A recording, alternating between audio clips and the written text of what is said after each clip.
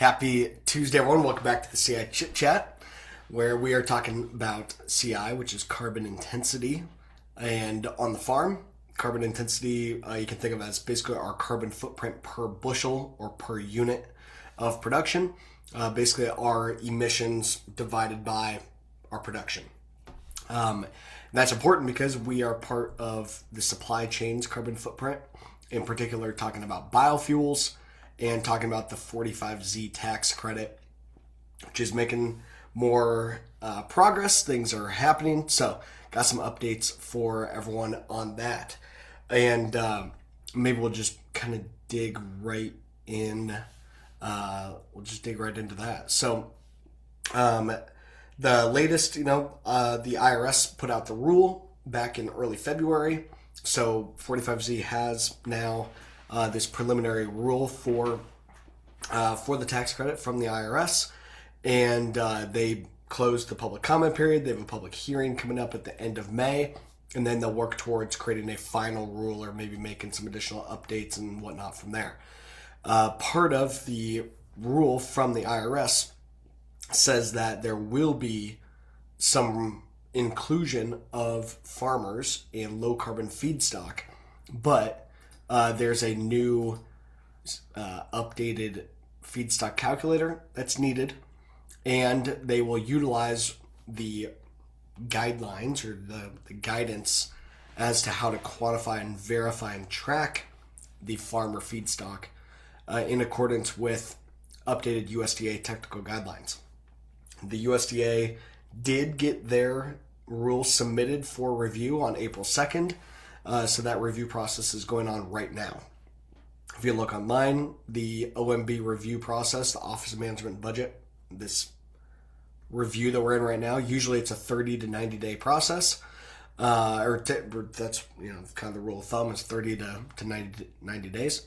But if we look at other components of 45Z that have undergone this same review, they've been taking more like 45 days kind of time frame. So hopefully that ends up being the case and we get some good movement and the rule comes out, sooner rather than later, maybe in May or early June. I don't know.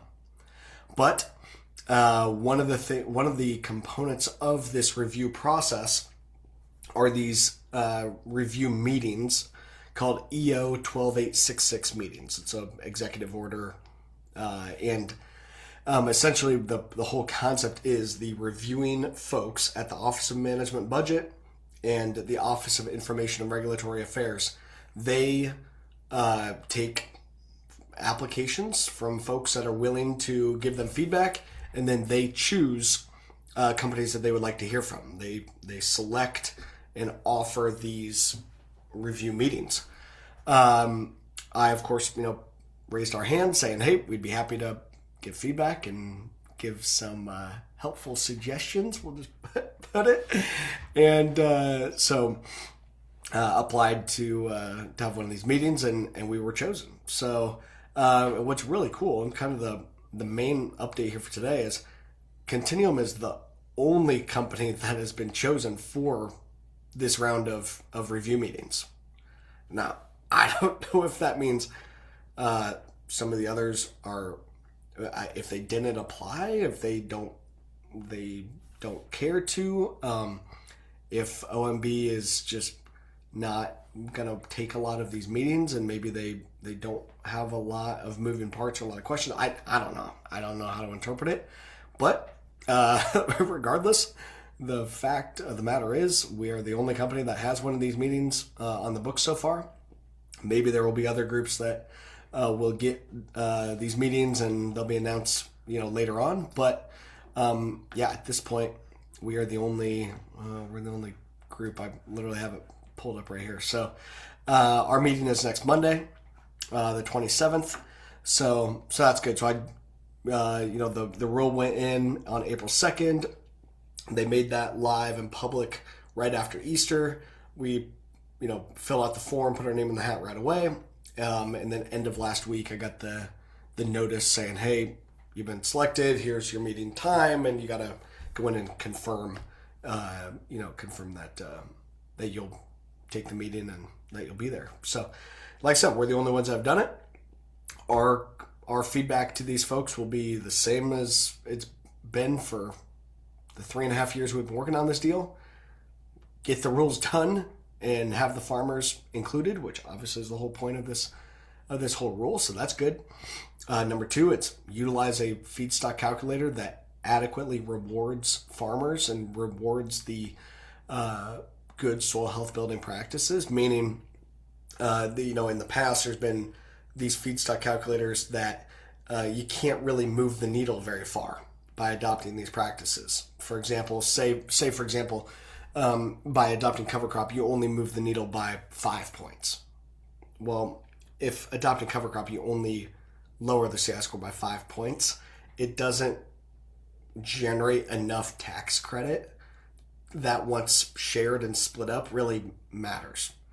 Under the current Department of Energy calculator in Washington County, adding cover crop moves the needle by 14 points. So that's really significant, really would get more people adopting cover crop, or again, I'm using that as an example. But the more points that a practice earns, the more incentivized farmers would be to adopt that practice.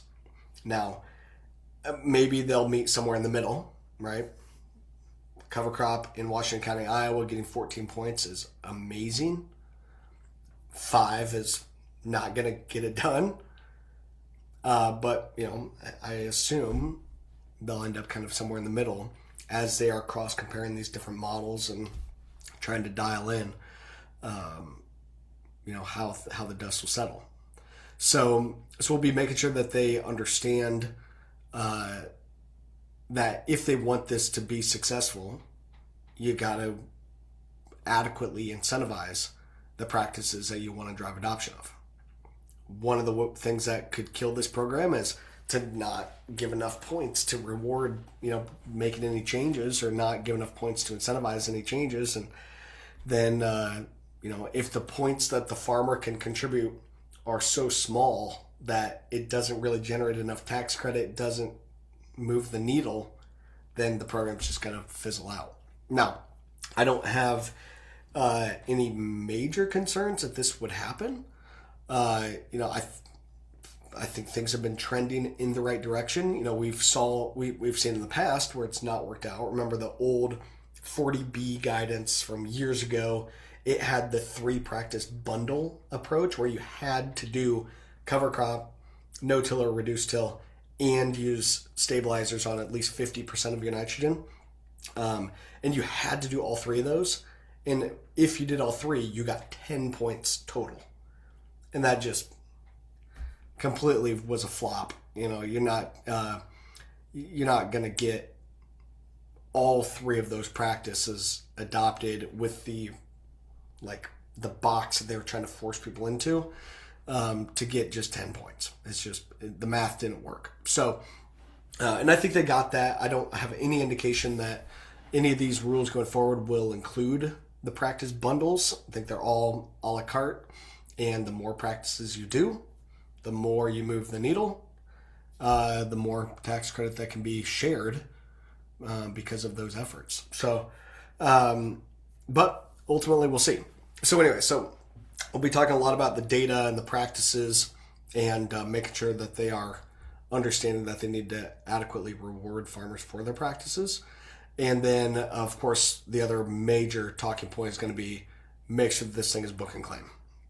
Book and claim decouples the data from the physical bushels. Therefore, any farmers producing the applicable feedstocks could qualify, and the farmers can sell their crop wherever they want to sell their crop, and then sell the data through the market to the ethanol plants. So, versus the current words on the page in the initial, the preliminary rule, it said mass balance. And it said that at each point of aggregation, a ISO 14065 audit will be required. And we can do it. We're the only company that's passed one of those audits. We are ready to rock and roll. But that just adds additional cost and time and additional headache if we have to audit at each of those individual levels, versus our approach is let's just get it audited directly at the field level, farmer, right at the source, get it audited, and then that data doesn't have to be re-audited as it goes through the supply chain and gets mass balanced together and aggregated at all these different levels. And it would just be a lot easier to have a book and claim, create the CI certificates at the field level, and be able to utilize them in association with a final production of biofuel. So we'll be pushing hard for the book and claim and giving a lot of data and insights and whatnot, of course, about the financial implications of book and claim versus mass balance. But regardless, the good thing is this review process is happening. We have our review meeting with them next week, and hopefully we get these rules out and across the finish line here soon. So should give us a lot of clarity, again, just on the practices, the specifics of the practices that need to be documented, the specifics of the data and how to prove that you did these practices. But I was told directly that these audits, ISO 14065, still going to be required, and it's required at the ethanol plant annually. That was in the IRS rules, so the ethanol plants already have to undergo the audit. And what we are figuring out is, can the farmers just undergo the audit and then sell that verified CI certificate directly to any ethanol plant under a book and claim system? And then this program is really going to be awesome and a big deal. So clarity is coming. It's been a long time coming, and even after this goes live, there'll still be some hurdles to overcome, more battles to be fought, but regardless, we'll get at least the clarity needed to really move aggressively forward, getting 2025 crop through the verification process, and then begin to start verifying the 2026 crop here as well. So looking good. We're ready to rock and roll, and we'll keep everyone posted as we get more clarity on that. A couple other things. One, want to give a shout out to Senator Joni Ernst and her team. They were at our office on Friday. And if you remember, a couple weeks ago, Senator Ernst, my local Congresswoman Marionette Miller Meeks, and like 20 other elected officials came together and wrote a letter to the Secretaries of Ag, Energy, and Treasury. And this letter was promoting 45Z, saying, hey, 45Z's law, get the rules done, get the farmers included, make sure that these different practices are in there, and use book and claim is the gist of the letter. So we were really happy to see that letter go live, and a couple weeks later the rule got submitted to OMB. So I don't know if it I'm sure it's not the only influence on getting that rule submitted, but every push helps. Senator Ernst last summer, Senator Ernst and her crew gave Continuum Ag the Small Business of the Week recognition. And Senator Ernst is the chair of the Small Business Committee in the Senate. And so she chooses a Small Business of the Week and awards a Small Business of the Week.